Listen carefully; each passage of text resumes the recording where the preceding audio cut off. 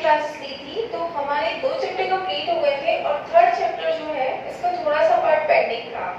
तो आज मैं आपका थोड़ा सा रिवीजन ले रही हूँ और उसके बाद में हम इसको आगे कंटिन्यू करेंगे। तो हमारे जो थर्ड चैप्टर है उसका नाम था परागण, निषेचन, भ्रूणकोश और भ्रूण की वृद्धि। परागण क्या होता है? परागकणों का स्थानांतरण। परागकण क्या होते हैं? परागकण होते हैं नर युग्मक। अच्छा, ये जो परागकण है या ये जो नर युग्मक है ये सब हम किस में पढ़ रहे हैं? हम पढ़ रहे हैं एंजियोस्पर्मी पादपों में। अब एंजियोस्पर्मी पादप कौन से पादप होते हैं? ऐसे पादपों का समूह जिनमें पुष्प बनते हैं। जो पुष्पीय है उन्हें हम क्या कहते हैं? एंजियोस्पर्मी पादप कहते हैं। तो एंजियोस्पर्मी पादप या पुष्पीय पादप जिनमें पुष्प पाए जाते हैं उन्हीं में लैंगिक जनन होता है। तो पुष्प पादप का कौन सा भाग है? लैंगिक भाग है। जननिक भाग है जो जनन में भाग लेता है, लैंगिक जनन को पूर्ण करता है। और लैंगिक जनन किसके लिए रिस्पॉन्सिबल है? समानता के साथ विभिन्नता के लिए लैंगिक जनन उत्तरदायी होता है। तो परागण क्या होता है? सबसे पहली चीज परागण होता है परागकणों का स्थानांतरण। अच्छा, परागकण क्या है? नर युग्मक। तो जो नर युग्मक जब स्थानांतरित होते हैं तो उनके स्थानांतरण को हम परागण कहते हैं। दूसरा पॉइंट है आपका निषेचन। तो आज जो मैं आपको पढ़ा रही हूँ, आज मैं आपको यही पढ़ा रही हूँ, मैं आपको पढ़ा रही हूँ आज दोहरा निषेचन और त्रिक-संलयन। तो हम क्या पढ़ने वाले हैं? एक तो हम पढ़ने वाले हैं दोहरा निषेचन और एक हम पढ़ने वाले हैं त्रिक-संलयन। तो जब परागण क्रिया हो जाती है और जब परागकण स्थानांतरित हो जाते हैं, स्थानांतरित होगा अगर परागकण जो कि नर युग्मक है और लैंगिक जनन हो रहा है तो वो कौन से भाग में स्थानांतरित होगा? मादा के जननिक भाग में। मादा जननिक भाग में नर युग्मक स्थानांतरित होगा। अच्छा, मादा जननिक भाग क्या कहलाता है? मैंने आपको पढ़ाया था कि मादा जननिक भाग को हम क्या कहते हैं? जायांग या स्त्री केसर। क्या कहते हैं बेटा? जायांग या स्त्री केसर। तो जो मादा जननिक भाग है उसमें कितने भाग होते हैं? 3 भाग। कौन कौन से? सबसे ऊपर वाला वो भाग जहाँ पे कि परागकण लैंड होते हैं, जहाँ पे परागकण गिरते हैं, उस प्रथम भाग को हम क्या कहते हैं? वर्तिकाग्र। क्या कहते हैं बेटा? ये वाला भाग जहाँ पे परागकण घिर रहे हैं इस भाग को हम कहते हैं वर्तिकाग्र। अच्छा, वर्तिकाग्र जहाँ परागकण घिर जाते हैं उसके नीचे की ओर एक नलिकानुमा संरचना होती है और ये नलिकानुमा संरचना जो होती है इसे हम वर्तिका कहते हैं। क्या कहते हैं बेटा? वर्तिका। वर्तिका के नीचे की ओर एक फूला हुआ भाग होता है और ये फूला हुआ भाग जो है अंडाशय कहलाता है। क्या कहलाता है? अंडाशय। तो परागण क्या होता है? परागकणों का स्थानांतरण। परागकण क्या होते हैं? नर युग्मक। परागकण या नर युग्मक जब स्थानांतरित होंगे तो वो कहाँ गिरेंगे? वो गिरेंगे मादा युग्मकोद्भिद पर।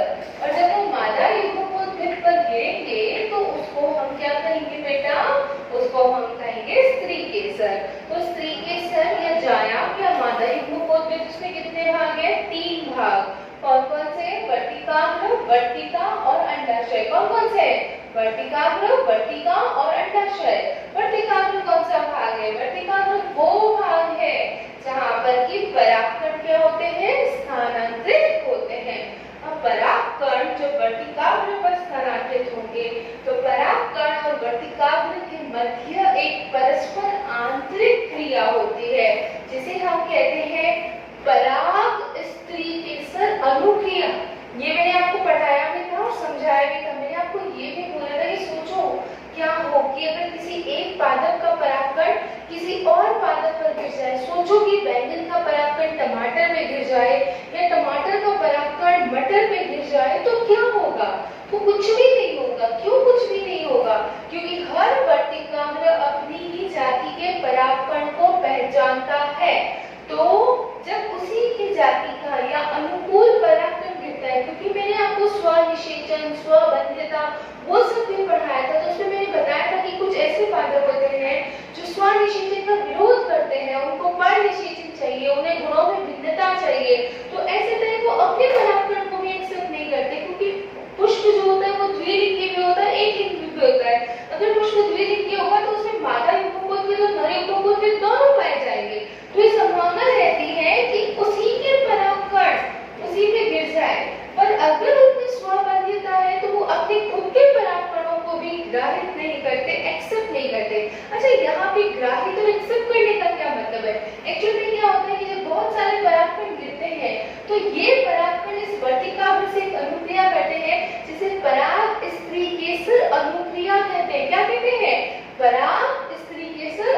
अनुक्रिया।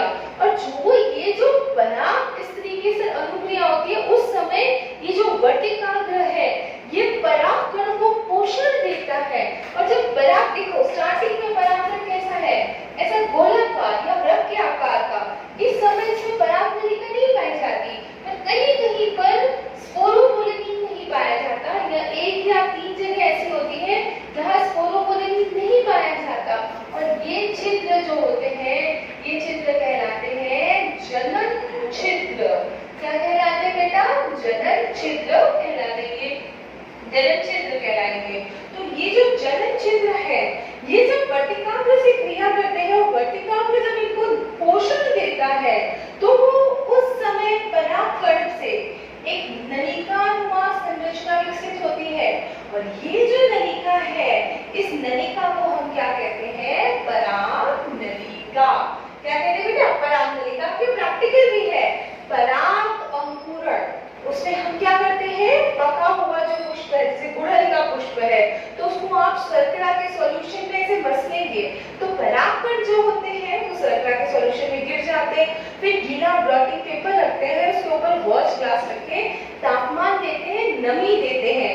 तो उसके बाद जब हम उसको स्लाइड में देखते हैं, स्लाइड भी कैविटी स्लाइड होती है, तो जब हम उसको स्लाइड में देखते हैं तो पराग अंकुरित हुआ दिखता है। तो पराग कण जब अंकुरित होगा तो किसका निर्माण होता है? पराग नलिका का निर्माण होता है। तो पराग कण किसके ऊपर गिरे? वर्तिकाग्र पर। अब वर्तिकाग्र के पास क्या कैपेसिटी है? That it can identify particular pollen grain. ये किसी विशिष्ट परागकण को पहचान सकता है। और जब उपयुक्त परागकण उस वर्तिकाग्र पर गिरते हैं तो ये उस परागकण को क्या प्रदान करेगा? पोषण। अच्छा, सभी को एक साथ नहीं करेगा। अगर एक ही मादा युग्मकोद्भिद अंडाशय में क्या पाया जाता है? ये जो संरचना है, ये जो संरचना है इसे हम क्या कहते हैं?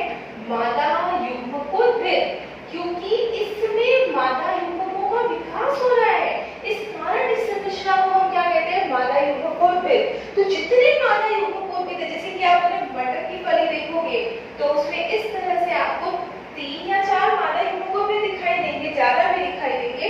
तो जितने मादा युग्मकोद्भिद है उसी के अकॉर्डिंग ये परागकणों के अंकुरण को अलाउ करता है। तो ये परागकण को पोषण प्रदान करेगा, जैसे कि परागकण के जननिक छिद्र से। अच्छा, परागकण जो होता है ना उसमें भी 2 कोशिकाएं पाई जाती है। एक तो पाई जाती है कायिक कोशिका और एक पाई जाती है जननिक कोशिका। तो जो कायिक कोशिका है वो कोशिका जो होती है वो ही परागनलिका का निर्माण करती है। परागनलिका का निर्माण कौन करती है? कायिक कोशिका करती है। अच्छा, जननिक कोशिका क्या करती है?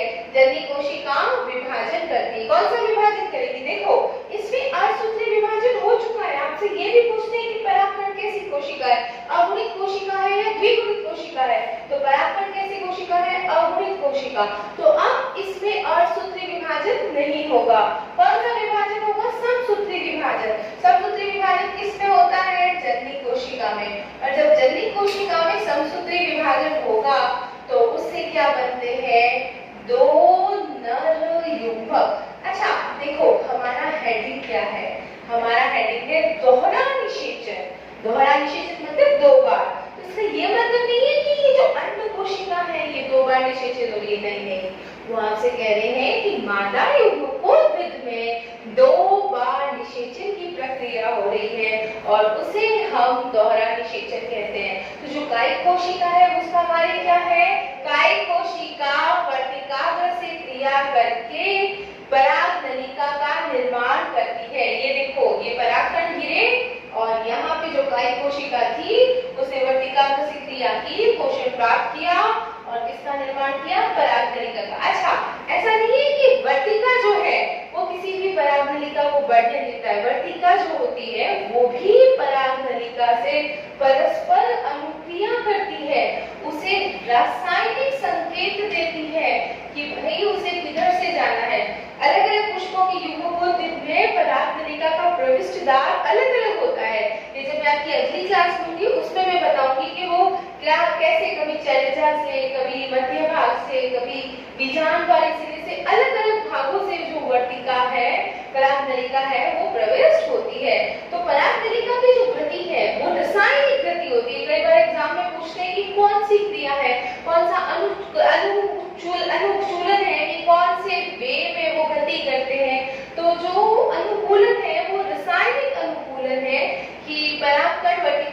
से क्रिया करते हैं और फिर पराग नलिका की वृद्धि करते हैं।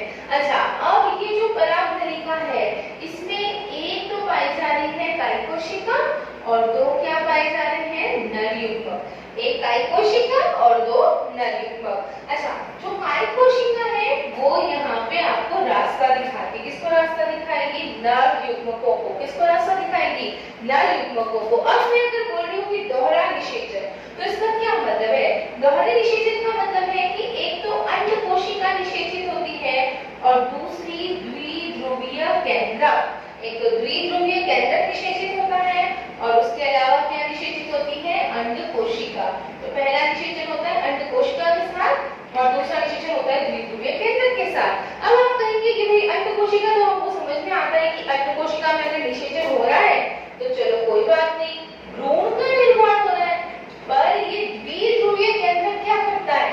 तो ये देखो भ्रूण कोश, तो ये द्विध्रुवीय केंद्रक किसका निर्माण करता है? भ्रूण कोश का। और ये जो अंड कोशिका है ये किसका निर्माण करती है? भ्रूण का। अंड कोशिका किसका निर्माण करेगी? भ्रूण का। और द्विध्रुवीय केंद्रक जो है वो किसका निर्माण करेगा? भ्रूण कोश का निर्माण करेगा। तो इस प्रकार दोहरा निषेचन पूर्ण होता है। तो दोहरा निषेचन क्यों कहते हैं इसको? क्योंकि जो परागकण है, जो नर युग्मकोद्भिद है, उसमें दो नर युग्मक भाग लेते हैं और पहला नर युग्मक किसको निषेचित कर रहा है? अंड कोशिका को। दूसरा नर युग्मक किसको निषेचित कर रहा है? द्विध्रुवीय केंद्रक को। अंड कोशिका निषेचन से क्या बनाएगी? भ्रूण। द्विध्रुवीय केंद्रक निषेचन से क्या बनाएगा? भ्रूण कोश। अच्छा, कई बार आपसे पूछ लेते हैं कि भ्रूण कोश की गुणिका क्या है? उसमें एक वर्ड और जुड़ा होता है, एंजियोस्पर्मी पादप। क्यों? क्योंकि सिर्फ एंजियोस्पर्मी पादपों में ही त्रिक संलयन पाया जाता है। अब ये त्रिक संलयन क्या है? देखो, आप पढ़ते हो या तो अगुणित या फिर द्विगुणित, पर जो एंजियोस्पर्मी पादप है सिर्फ उन्हीं के भ्रूण कोश में त्रिगुणिता पाई जाती है। अभी नारियल बहुत आ रही है और नारियल पानी हम बहुत पी रहे हैं, तो जो मुक्त भ्रूण कोश है, नारियल पानी क्या है? मुक्त भ्रूण कोश। क्या है? मुक्त भ्रूण कोश। और उसकी गुणिका अगर आपसे पूछ ली जाए तो उसकी गुणिका क्या होती है? 3n। त्रिक संलयन 3n जो होती है वो उसकी गुणिका पाई जाती है। तो एक निषेचन से मुक्त भ्रूण कोश बन रहा है और एक निषेचन से किसका निर्माण हो रहा है? भ्रूण का। अच्छा, भ्रूण कोश और भ्रूण ये दोनों मिलकर बीज का निर्माण करते हैं। इसमें फल का कोई रोल नहीं है क्योंकि फल का निर्माण अंडाशय के द्वारा होता है। किसके द्वारा होता है? ये जो फूला हुआ भाग है, यही फूला हुआ भाग अंडाशय कहलाता है और इसी के द्वारा निषेचन के बाद फल का निर्माण होता है। देखो, कोई भी पुष्प पेड़ से 2-3 दिन तक लगा रहता है। अगर निषेचन हो गया तो पुष्प के बाकी भाग गिर जाते हैं और ये जो फूला हुआ भाग है अंडाशय, ये फल का निर्माण करता है। और अगर निषेचन नहीं होता है तो ये अंडाशय भी गिर जाता है। इस अंडाशय के अंदर जितने मादा युग्मकोद्भिद है उतने ही भ्रूण और भ्रूण कोश बनेंगे और उतने ही बीजों का निर्माण होगा। क्योंकि आप सबको पता है कि एक फल में एक से ज्यादा बीज हो सकते हैं, तो वो डिपेंड करता है कि कितने मादा युग्मकोद्भिद उस अंडाशय में पाए जा रहे हैं। अच्छा, इसके अलावा मैंने आपको जो पहला चैप्टर पढ़ाया था तो मैंने आपको बहुभ्रूणता की स्थिति भी बताई थी कि कभी-कभी भ्रूणों की संख्या एक से ज्यादा भी होती है। ये मैं अभी आपको 4th चैप्टर में भी डिस्कस करने वाली हूँ। इस चैप्टर में 2-3 लेसन हमको लेने पड़ेंगे, उसके बाद में आपका ये चैप्टर कंप्लीट हो जाएगा। फिर मैं 4th चैप्टर ले लूंगी। 4th चैप्टर लेते ही आपकी फर्स्ट यूनिट पूरी कंप्लीट हो जाएगी। 4 मार्क्स की फर्स्ट यूनिट है आपकी, वो पूरी कवर अप हो जाएगी।